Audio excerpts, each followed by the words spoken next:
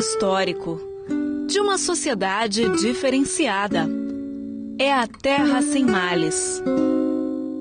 Foram 160 anos entre os séculos 17 e 18 de desenvolvimento e expansão das missões jesuíticas na América do Sul, levando à formação de 30 povos que viveram de forma cristã. Alguns historiadores equiparam esta forma de convívio com o regime comunista. As ruínas remanescentes das missões, patrimônio histórico da humanidade pela Unesco desde 1983, estão distribuídas pelo Paraguai, Argentina e Brasil, região entrecortada pelos rios Paraná e Uruguai, formando a base do chamado Circuito Internacional das Missões. Praticamente cruzamos o estado do Rio Grande do Sul inteiro para chegar até aqui. Estamos no pórtico da cidade de São Miguel das Missões e aqui a gente já começa a ver referências deste tempo que marcou a história. Nesta pequena cidade, São Miguel das Missões, a 483 quilômetros da capital Porto Alegre, está a grandiosidade arqueológica missioneira do Brasil. Nessa redução encontramos a fachada da igreja de São Miguel Arcanjo praticamente na íntegra. Cerca de 100 homens trabalharam de sol a sol durante 10 anos para erguer essa obra arquitetônica. As missões, também chamadas reduções, eram aldeamentos indígenas organizados e administrados por jesuítas vindos da Europa para a cristianização de índios, que acabou servindo também como postos de fronteira do mundo espanhol. Os índios guaranis, em 1626, aqui nessa região, quando foram encontrados, eles estavam no Neolítico, ou seja, na idade da pedra polida. Rapidamente, eles deram um grande salto e começaram a viver no pleno barroco europeu. Neste período, houve um processo de desenvolvimento muito importante, tanto industrial como cultural e social. Só essa região dos Sete Povos tinha um PIB 5 vezes maior do que o PIB da Grande Buenos Aires naquele mesmo período, nos anos 1700.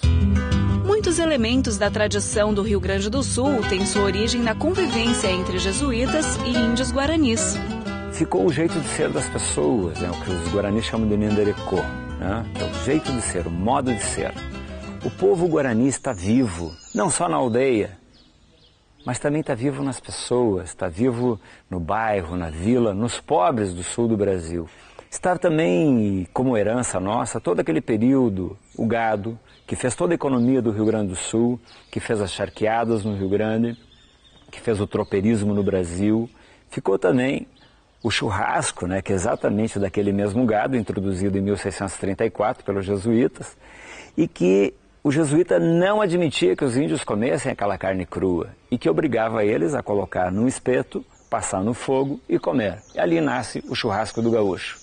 E por último, uma tradição daí milenar de mais de 8.000 anos, que é o uso da erva mate, pelos caciques e pajés no início, até a chegada dos jesuítas, e depois socializando com a tribo, e hoje, obviamente, socializando não só com o Rio Grande do Sul, mas todo o Brasil e o mundo inteiro, que hoje toma chimarrão do nosso modo, ou mesmo através dos chás.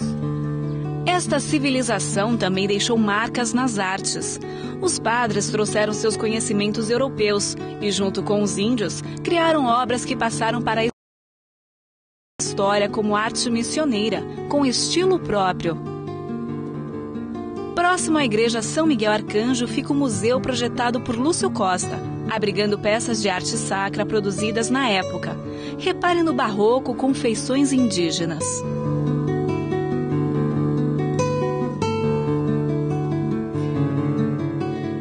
Cerca de 200 guaranis vivem hoje em uma reserva a 30 quilômetros daqui. Alguns deles frequentam as ruínas para vender artesanato. E a cerca de 1 quilômetro de distância, mais ou menos, tem a fonte missioneira, que era a fonte utilizada naquela época. E hoje em dia tem moradores que vêm buscar água da fonte.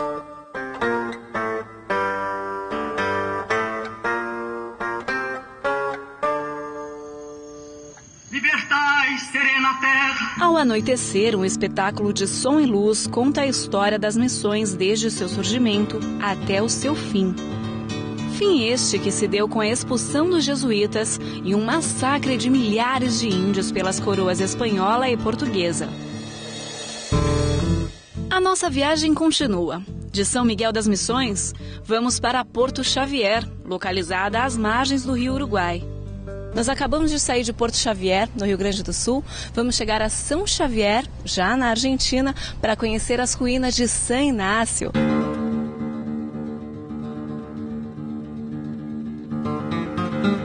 O museu reserva obras de arte, instrumentos, pedras da época e uma maquete que mostra como as missões se organizavam.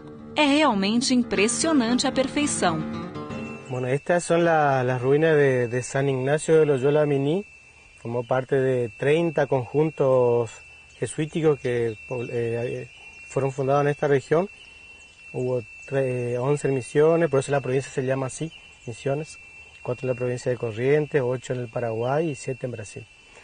Son las misiones hoy en día mejor conservadas de las 30 misiones que hubo. Os aldeamentos seguiam um plano geométrico padrão. Primeiro, era escolhida uma região agraciada por muita água. O ponto mais alto era onde se localizava a igreja, sempre mirando o norte. A partir daí se tinha a Praça Central, onde se instalava uma grande cruz e em torno desenvolvia-se tudo. Nas laterais, o Conselho da Missão, hospedaria. Há também capela, cemitério, prisão e claustro. Anexa à igreja, casa para viúvas, escolas, casa dos missionários e as oficinas. Atrás ficava a horta para o cultivo e em frente à igreja, a moradia dos índios. No começo do percurso, a gente caminha entre as vivendas. O que eram as vivendas? Eram as casas dos índios, onde eles dormiam em redes. Aqui moraram cerca de 3.000 a 5.000 habitantes. Caminhar por aqui é como reconstruir pedaços da história. E o mais interessante é que nessas ruínas de San Ignacio Miní temos a noção do todo. Este era un pueblo muy bien organizado, tenían horario para todos. Ellos se levantaban muy temprano, a las 4 de la madrugada. Los padres ya se levantaban para ir a visitar a los enfermos, porque después ellos no podían ir a misa, entonces los padres iban a las casas a dar a las 5 de la mañana más o menos. Todo el mundo venía a misa, después hacían una especie de desayuno, iban al trabajo, cada cual a su tarea. Y al mediodía volvían todos a almorzar, en las galerías comían básicamente carne, la base de la alimentación era la carne de vaca.